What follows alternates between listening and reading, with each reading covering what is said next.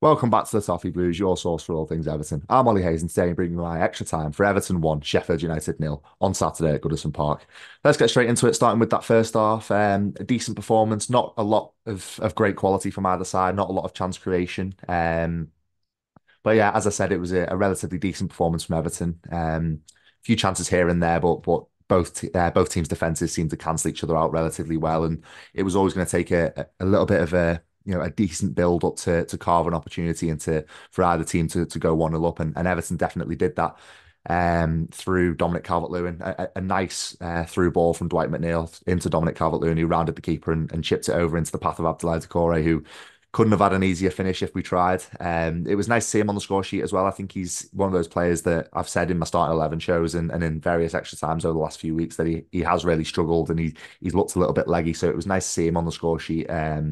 But yeah, as I said, nice build up. It was nice not to have to rely on a set piece for once this season. It seems all season that we've had that difficulty of creating chances, and we have had to rely on set pieces getting lumped forward. But it was nice to see us actually well work in the build up and score a decent goal. And as I said before, it was a relatively low quality half, not a lot of chances here and there, but that one, we did take well, and it was nice to see us going into halftime 1-0 up for once. But one thing I will say, and one thing I will talk about from that first half was that refereeing performance. I did genuinely think that was probably one of the worst refereeing performances I've seen from any referee, certainly this season, maybe in the last couple of seasons. It was genuinely that bad.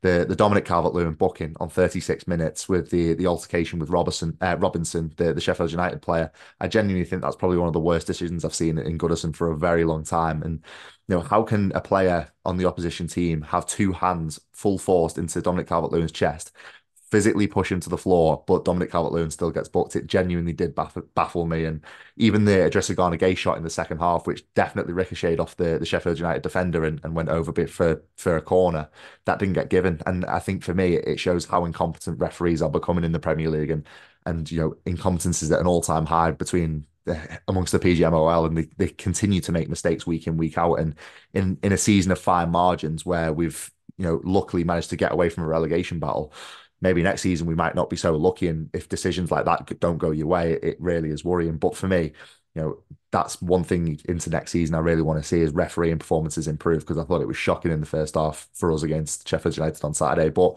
no, I'll go into half time now, and I was relatively confident that we'd managed to get the job done. We were playing okay, not creating a lot going forwards.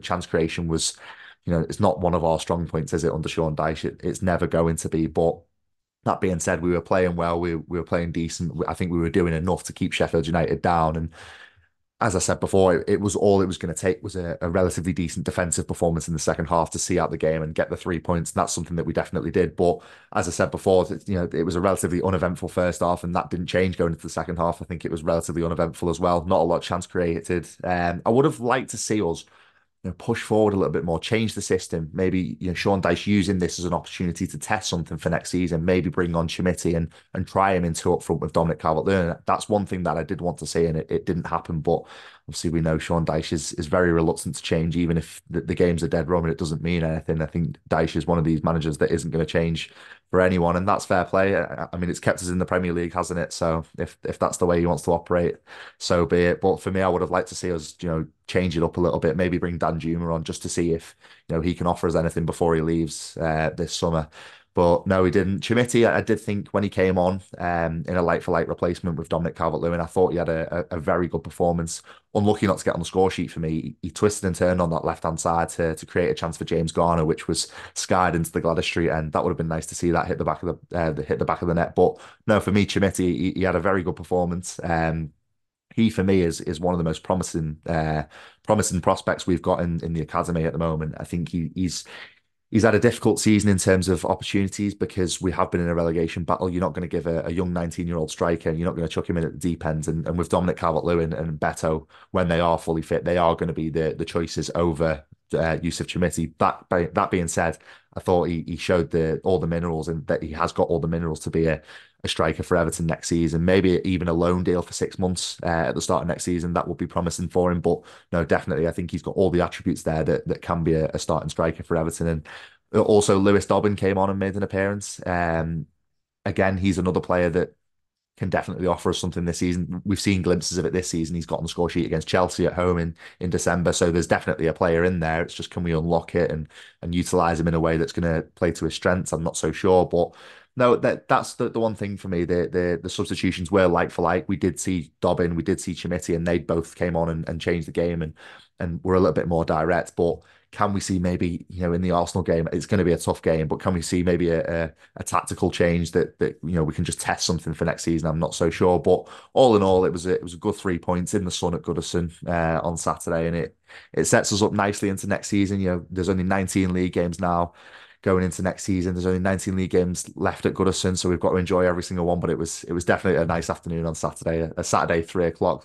They're a rarity as well at Goodison Park, but it was nice to wrap up our season at Goodison with 3 points. And as I said before, on to Arsenal next week. It's going to be a difficult game, that, but hopefully we can go there and put in a decent performance and just try and carve something out. Have a say in the title race. We've already had a say in Liverpool's title race this season. So can we upset the card again? It remains to be seen. But let me know your thoughts on the Sheffield United game. What you thought of our performance. If you would have liked to see a tactical change. What you thought of Dobbin and Chimiti coming on.